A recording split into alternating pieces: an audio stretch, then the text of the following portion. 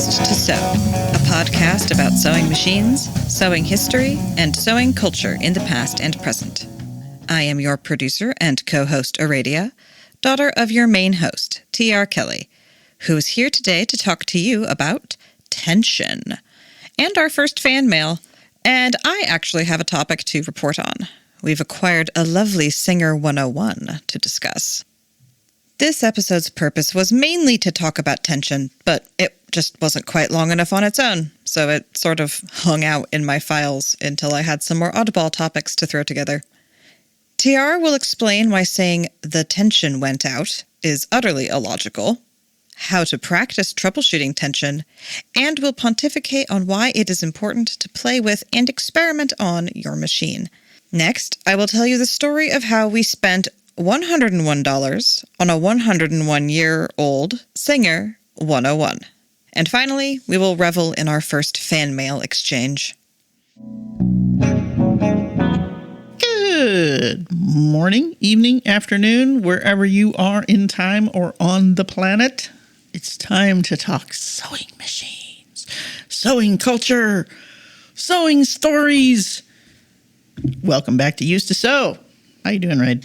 I'm doing good. We're just cruising and chilling. We've got a whole no reason to stop the recording session until our brains are jello, which is a lovely treat on my end. I tend to overschedule my Wednesdays, so I'm just really enjoying hanging out, chatting with you about sewing machines. We just covered a whole hour of discussion about Sears and Kenmore's, and that was a really interesting history lesson, and I'm interested in what you've got to bubble at me next.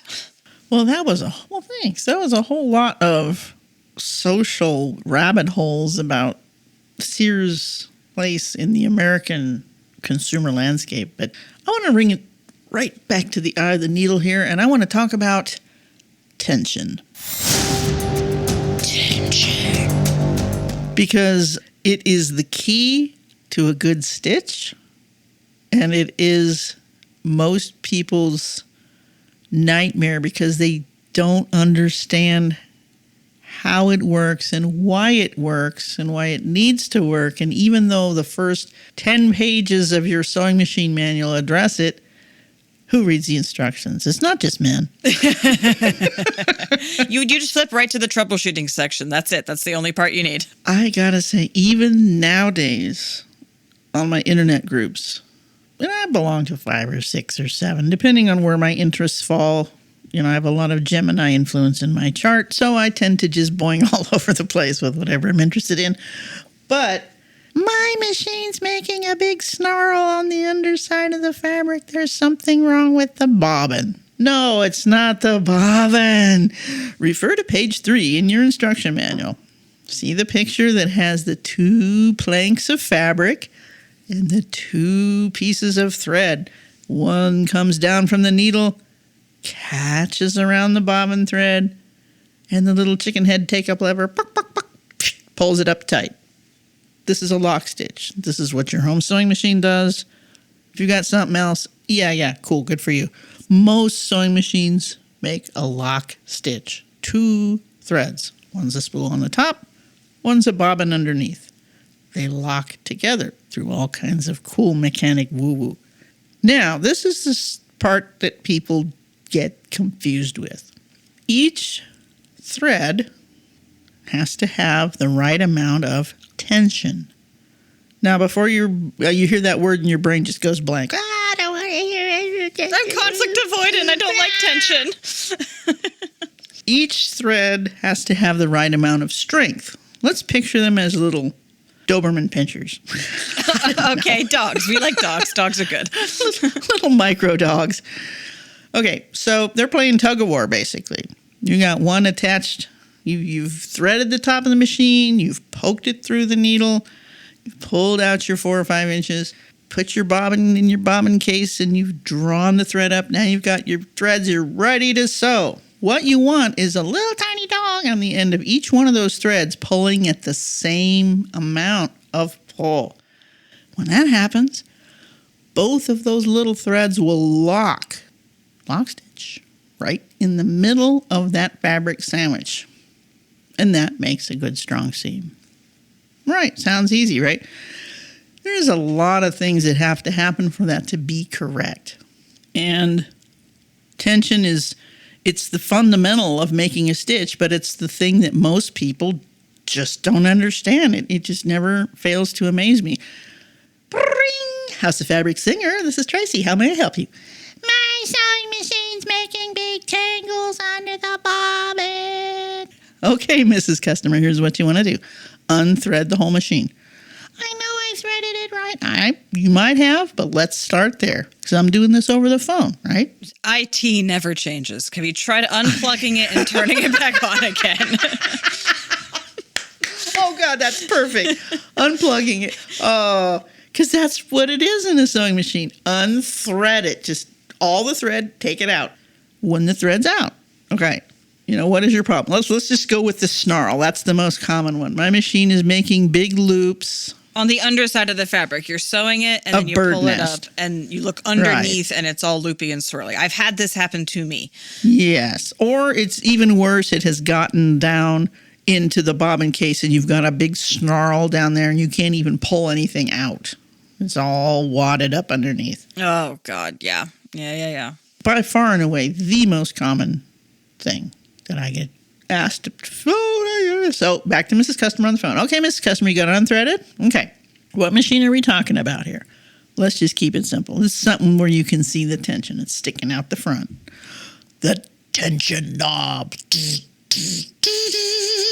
Okay, it's a complicated looking little thing. Let's just picture that it's a featherweight or a Singer 1591 or a 201. They're basic knob and it's got a bunch of little jingly metal things and a wire sticking out. Okay, these all have technical terms, but okay, Mrs. Customer. Thread the top of the machine. Now you see your tension set there? Okay, now look inside there. You see all those little washers? The thread has to go between the little washers. Oh, wait a minute. Is your presser foot up? Lift it up. King! See how those washers spring open? That's so the thread can sit between them. If you try to thread your machine with the tension shut, the little discs won't squeeze the thread. There'll be no tension. Uh-oh, what happens when there's no tension on the top thread? The needle takes it down underneath. The chicken head tries to pull it up, but there's no resistance. So the thread just lays there. It doesn't pull up. There wasn't enough. The little dog was asleep. He weren't pulling on that hard enough. So, first thing, you got to make sure that those little squeezy things, and even on a machine with an internal tension, you can look in and see that there's 2, sometimes 3 discs, and that thread has to get in there. Yeah. Okay, it's in there. Now, lower your presser foot. Do you see the little discs slam shut? No? Then you got a mechanical problem. Then I'll come see your machine. Oh, they slammed shut. Okay, finish threading through the chicken head, down through the needle. Okay, bobbin. Bobbin, let's put the bobbin in a bobbin case. Put it under its little thread. Pull that. Do you feel any resistance? Yeah? Your little dog's pulling there. Got a nice amount of resistance. No resistance at all? Just unwinding? You sure you got it under the tension spring? Okay, now let's look under the tension spring. How do I do that? Oh, well, if you're brave, you're going to take it off. I have done this once. And there's probably going to be a little wad of very fine lint under that spring, between the spring and the bobbin case body. And that's holding that spring open so it can't squeeze the thread. Oh, all right. Now, put that spring back on. How do you know where it was? Thread the bobbin back in. Pull, pull, pull. You get a sense for that there's some resistance, but it's not hard. Now, you want to be able to adjust this for different fabrics. What we always tested a machine on was like 3 or 4 layers of shirt-weight fabric, basic cotton. When you're going to sew something weird, you're going to have to adjust your tension. You just will. So learn it. On top and bottom. Using different threads, different tension. Okay, so knots on the bottom of the fabric is not enough tension on the top. Okay. All right, now, Mrs. Customer, you got that all threaded up? What? Again, a Singer number. put your tension number on about 03. Oh, it doesn't have numbers? Well, just tighten it up about halfway. Put your stitch length on 10 or 12, which is 2.5 or 3 if it's a metric machine, and sew. And look at the backside. You still got knots? Not enough tension. Crank that sucker all the way up to 9. Still got knots? It's not threaded right, or your tension's broke. Mm-hmm.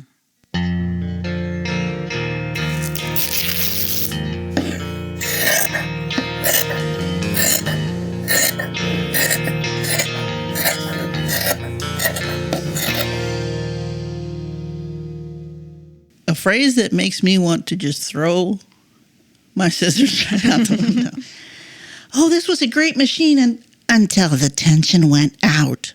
Where did it go? Mm-hmm. Where did it go? Did you break the spring? Is the spring literally inoperable?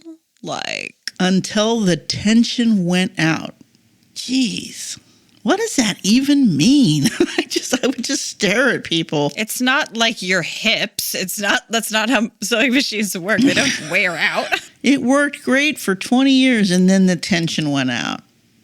It's like, I guess people think it's like a picture tube on an old TV.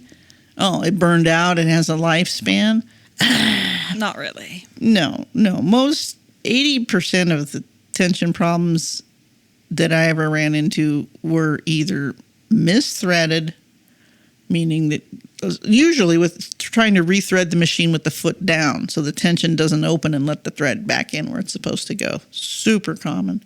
But I could usually talk people through these on the phone, and once in a while, it's not working, bring it in, and there actually would be the little pin that's supposed to release the tension when you raise the foot often would be gunked up with oil and stuff. So that's a matter, take it out, clean it, put it back in.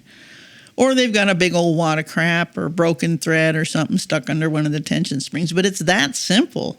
All tension is pieces of metal pinching the thread at equal things. So it locks in the middle. And there is no one setting that's always going to work. And I've seen so many machines that have come out with trumpeting on the front. Automatic tension. That doesn't sound good. That sounds like cruise control where you don't even sit in the driver's seat. You go into the back to make coffee and assume cruise control is self-driving or something. Automatic tension, and usually what goes along with that is automatic tension and pressure. Oh, pressure, what's that? Well, my fabric's... Okay, that's how the fabric feeds through the machine. And on older machines, that's a screw on the very top. Right, or a pusher majiggy thingy at the same spot. Right, that's called a patch-o-matic, yeah. Yeah. It's how much down pressure the foot is putting on the fabric, which is generally heavy for heavier fabric, lighter for lighter fabric. But then you run into weird things like corduroy, velveteen, leather.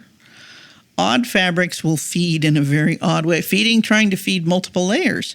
Because the pressure is coming down from the top and the feed is coming from the bottom, things get skewed. This is where the Davis vertical feed right comes in handy. Or an even feed foot.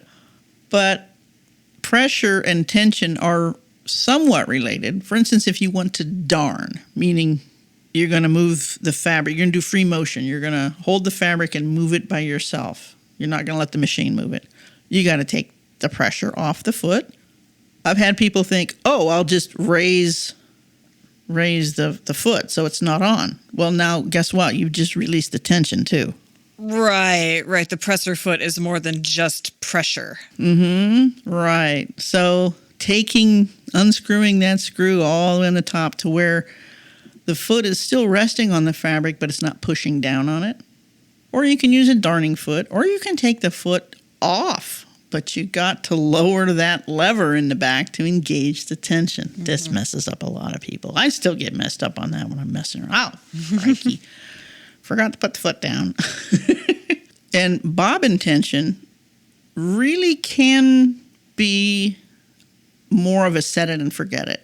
Unless you're using really weird thread. Well, yeah, that was actually a special use case I was going to ask you about, because I remember a long time ago, I wanted to do machine embroidery, and you told me it was possible. And I don't think I really grokked the bobbin tension part of it. at all, because it really didn't work super well. Like I made some things, but I kept having thread breakage, and it was just a whole thing. And I don't think I understood that the bobbin had a tension unto itself. I think I was only approaching tension as a top thing. Maybe I can get back into that. And with, especially like with your Kenmore or your 1591 machines, or featherweight even, machines that have the removable bobbin case on the FAF, a lot of people that regularly sew with odd threads will keep an extra bobbin case. Tensioned for that. Specifically, yeah. Like for a while I was doing some really heavy top stitching stuff where I wanted heavy thread in the bottom and the top. I was using a 1591 because it's great for that. But that meant I needed to loosen that lower tension in the bobbin to allow for the thicker thread, to still get the right amount of little dog pull, but it's not pushing down too hard. But then if I would have went and put lingerie thread in that, there would be no tension on the bobbin at all, and I might even get loops on the top of my fabric.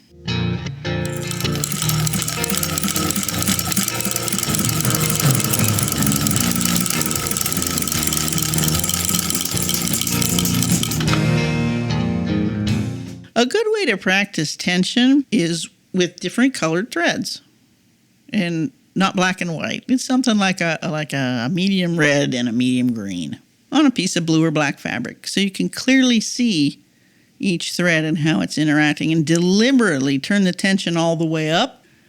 What does that do? That makes your top thread just lay there on top of the fabric in a really stiff, straight line. You can see the whole thing with these little dots of the bottom fabric poking through. Out of balance. What you're looking for is each side of the fabric looks the same. Looks exactly the same. On one side it's green with little red dots. On the other side it's red with little green dots. They're balanced. They right in the middle of the fabric. Use a thick fabric if you want to see it, like a piece of felt or something. I mean, this is definitely a rainy day. Sit down with your sewing machine and actually just mess with the tension. How far can you mess it up? You're not going to break it. It's not going to go out. Right. And it's, I think, very important to mess with things and see how they look when they are min-maxed and driven to their extremes. Because, like you're saying, it's very safe. You're not going to lose anything, damage anything.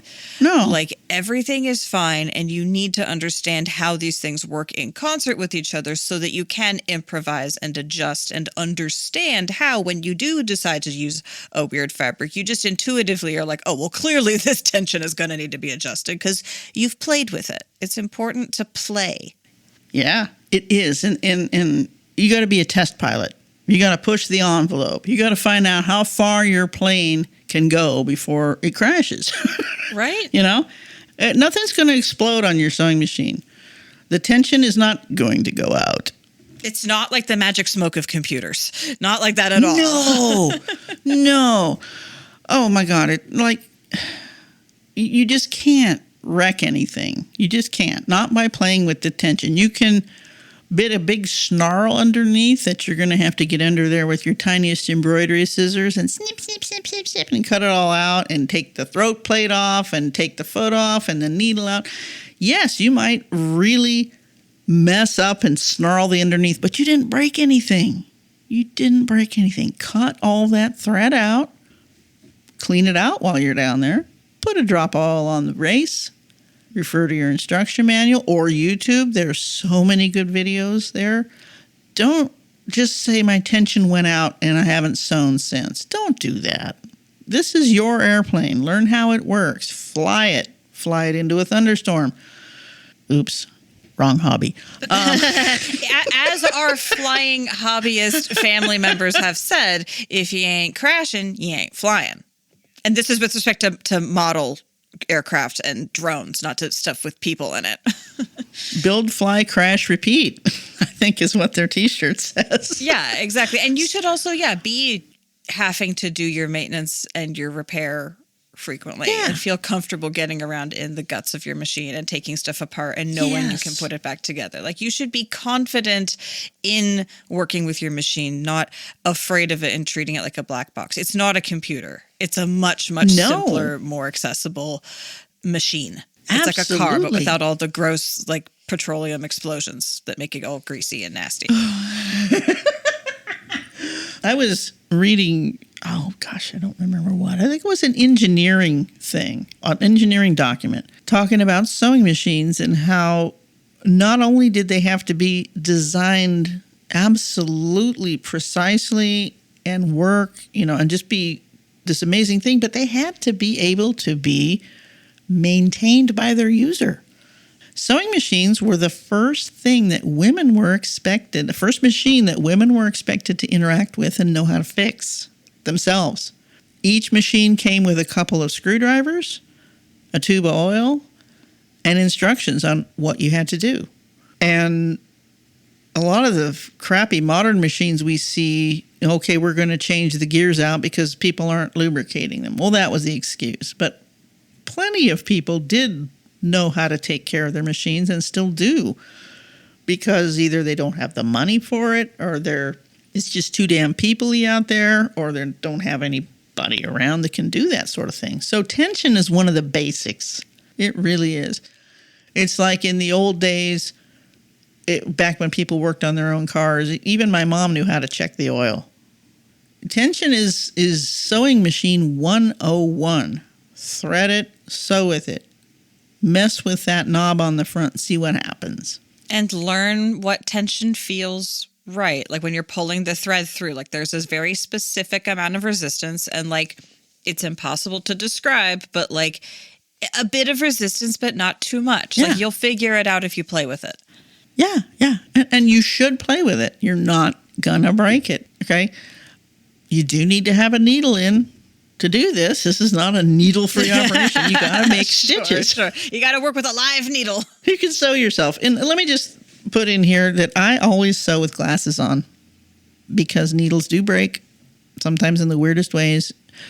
And it has happened that people have got bits of needles in their eyes. I've been hit in the cheek a few times, but my eyes are bad anyway, so I need to have glasses on to see. But even when I still had good eyes, I wore safety glasses when I was sewing. Especially when you work in commercial sewing, you have to. It's part of the thing.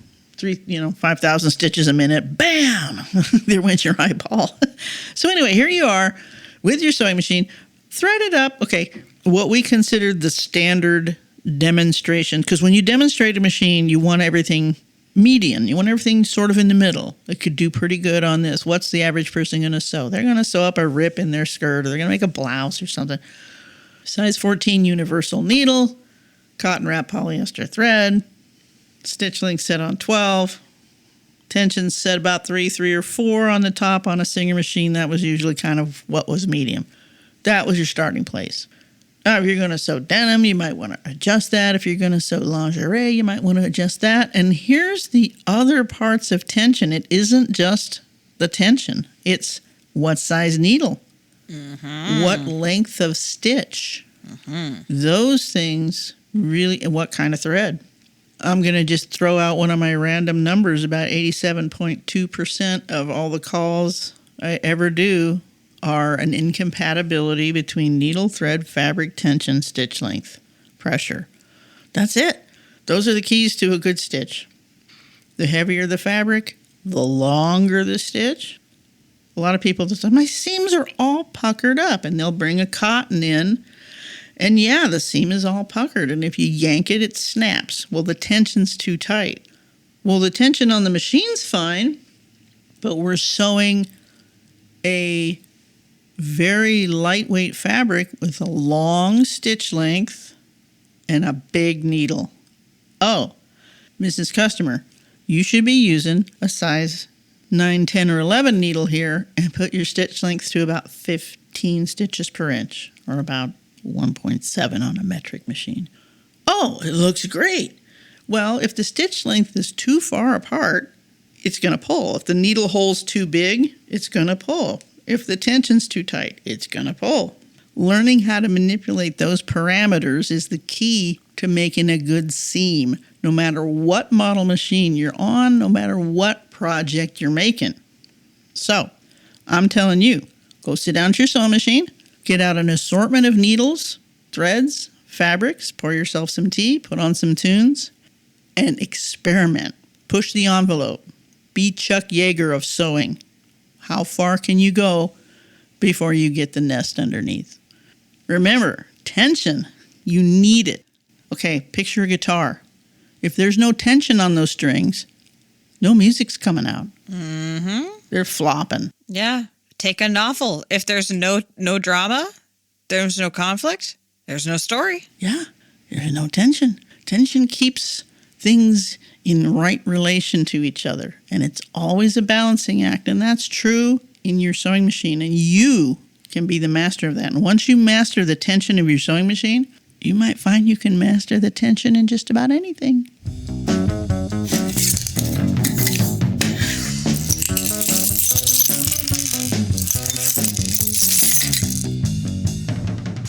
For a complete change, Ray, tell us the story of what showed up at your house.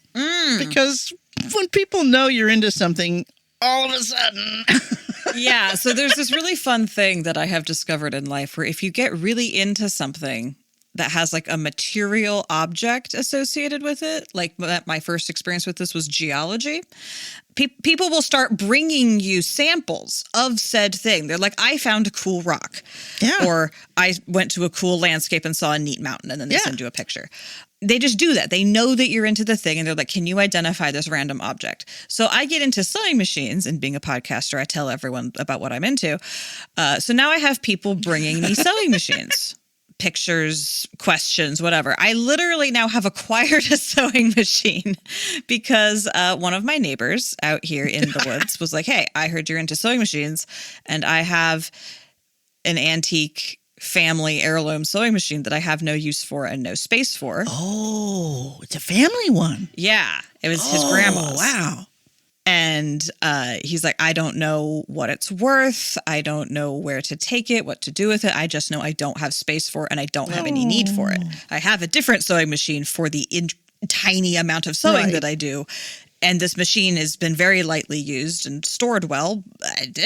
So I ask him about it, and he tells me, some details. I'm like, okay, that's probably like a 200 series because it's, certain features just from his description. And then he actually shows me a picture of it. I'm like, oh, that looks really interesting. I send the pictures to Mom, and Mom goes, oh, it's a 101. I had overjudged its age, and he looked up the serial number and figured out that it was made in 1924. So it's literally 101 years old also, which is extra fun. Oh, yeah. And wow. Yeah, he just was like, if you have any interest in it at all, like, I'd rather give it to you. Just make me an offer. Give me whatever. I just want it to go to someone who will appreciate it and make sure that it gets used properly. Oh, and it comes in its original cabinet, which is not particularly well taken care of and not particularly beaten up. Like, this machine has been stored correctly. Yes, not out in a barn. Yeah, and it's been left alone for decades, but it was left alone in a heated space. So it's going to be fine. So you sent me the picture, and I'm like, oh, 101 in the original Model 40 cabinet. It's got a knee bar, and when you open that lid, there's an arm that shoots out to support the lid. And it's got to be original. It's going to have the original rheostat thing. Oh, I can't wait. So there's nothing, I saw the pictures like, yeah, that hasn't even been used. No, not at all. There's no wear on it. Remember what we talked about, the 101? I would love to know the story of how they got it, how his grandma got it. Right, yeah, exactly. But like, I think, this machine can't have had more than one owner. Oh, yeah. Right? Yeah. Like, really? And it did not get used much, to judge by the wear pattern. Like, the finish on it is fine. The decals are fine. So he actually brought it over yesterday. That's so awesome. I actually have the machine in my possession now. I'll be right over. And it turns smooth as butter. It still has its light bulb, and he said it turns on. He's like, the wiring seems sketchy as hell, but when I plugged it in, the light came on. So that's good. that's the thing. I turned it. Yeah, it's smooth as butter. The needle was completely broken. Oh, yeah. Like there was just like the head of a needle, like, and most of the needle was gone. Right. It's probably down inside. Yeah, but the throat plate was there. The slide plate was there. The slide plate. The bobbin was there, still with thread in it. It's a top drop down oscillating. Oh, it's a rotary. It's a rotary. Right, not oscillating. It's rotary. I said the one word meaning the other word. You know Right. how words do that thing. Oh, yeah. Listening to last week's episode, I actually said singer when I meant Sears on one of the things. So yeah, it happens. Yeah, no, it happens if, it's just an error correction thing. But yeah, I was looking through it, with my husband, and we were just like, oh my God, this is so cool. And I was like looking at my 1591 and just like really seeing the differences, like that the tension is around the side and the stitch length is a dial down on the bottom. And the badge is placed up higher on the pillar. And like, it's got the beautiful faceplate with like all the curlicue things. Whereas my 1591 has just like the straight pinstripes. Like there's just all these subtle little differences that are so much less subtle to me now that we've been doing this podcast and I'm like learning about sewing machines like I learned about rocks. It's just the differences stand out so dramatically. So I'm very excited for you to come over and see it and hang out with it. Oh, man. I think we should probably video document it as we take it apart. So and I'm going to put you to work on the cabinet. I've got all the... Because the machine looks like it's not going to need a lot of cleaning, but the cabinet definitely needs some... Yeah, and like the machine will definitely need some cleaning. There's definitely like superficial bits of rust. And it's like, okay, this is a quintessential, just take it apart, clean it, do its regular maintenance, put it back together, and it'll run fine. It's not going to have anything grandly wrong with it. No. And of course, we'll check the wiring, but with that old wiring, as long as it's not been disturbed or overflexed or... it can be okay. One thing that the machine will need is petroleum products. I mean, it's been sitting a long time with no oil. Oil evaporates, and it's got the pod motor that needs the grease in the tubes and stuff. It's entirely round. That's the other thing. Yeah. My 1591 has a more oblong motor, and this one is entirely round. It's very different. The 101 is its own thing. Now, the thing is I have a 101. Oh, and the knee lever it's a twisty knee lever. What? It's this cool spiral-shaped knee lever thing. Really?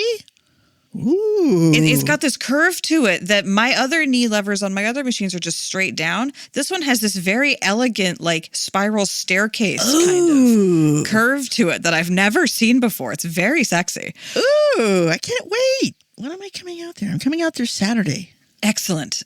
Yes. Well, then, yeah, I currently have the machine sitting out unfolded in my sewing room, just kind of getting the light on it and like coming back into life. I'm like, regain your soul, wake up so that we can talk to you.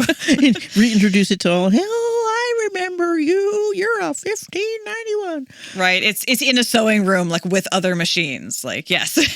So it's a 101. It's 101 years old, and I'm going to give the guy $101 for it. I just think that seems deeply very appropriate because you try to sell something like that, it's not going to happen. But I want to honor the guy honoring us and honor the machine by, and Mom would approve. Yeah, for sure. And yeah, I'll try to get him to maybe tell me slightly more about how his grandmother got the machine, and yeah, we can have a little index card that goes with the machine in its cabinet to carry its story. Yeah, like what's her. Anything that he knows about it, his grandma's name, where were they living when has it been in, excuse me, I said the name of the town. Has it been in XYZ forever? Do we talk about our fan? Do we talk about our letter? We do have one more thing to talk about. Yeah, we actually had our first fan mail. And more than fan mail, it's actually an exchange now. Mom, you've been having this discussion with one of our listeners. Oh, yes. I'm spacing her name right now. It's Anne. And she says, I think I found a Davis. After listening to you guys talk about the Davis vertical feed, I looked on basically Facebook Marketplace and found one. And so I said, send me a picture. And I said, oh, yeah, that's a new vertical feed. It uses the normal needles. Again, the whole needle issue. And she's recently into machines and has a Kenmore, and she has a 66 that needs a lot of help. So... I am so psyched to help people out when they get bitten by the vintage machine bug, because reduce, reuse, recycle, repair, it's the best way. And Anne makes quilts and bags. And I said the vertical feed system is going to be perfect for your uses. So we will, again, if you've got a machine that you want to know about, or you're just curious, you can write to us, Gmail, used to sew, USED number 2, sew @gmail.com. And we are happy to share what we know, because that's what it's about. Stay threaded. And there you have it. 3 topics collected into a half an hour-ish of companionable chatter. We talked about sewing machine tension, a new to us Singer 101, and our first fan interaction. Tension is an interesting deep dive within the engineering of a sewing machine rather than its history, and I had a great time with it. It's one of those parts of threading a machine that I just kind of do without understanding what I'm doing. It's the kind of system that can work on rote memorization until you have to troubleshoot it. I definitely feel like I learned things that will help me with my sewing work, whenever it is that I get back into it. As you can tell from our excitement over the 101 and the email exchange, we are still a very small podcast with a tiny audience, and any amount of interaction with us on the topic of our special interest is an event worth celebration. So thank you to everyone that listens and interacts and shares our little corner of autistic joy. As a reminder, we are unofficially sponsored by Stagecoach Road Vintage Sewing Machine, who do repairs and restorations. You can follow us on Facebook and Instagram, and you can support us by sharing the podcast with your friends, and also with money, at patreon.com/used2sew. Thank you for listening to us here at Used to Sew. We always welcome your additions, corrections, and feedback in general. Please reach out to us via email at usedtosew@gmail.com. Used to Sew is a production of Fox and Raven Media. For more podcasts from Fox and Raven Media, visit our website at foxandravenmedia.com.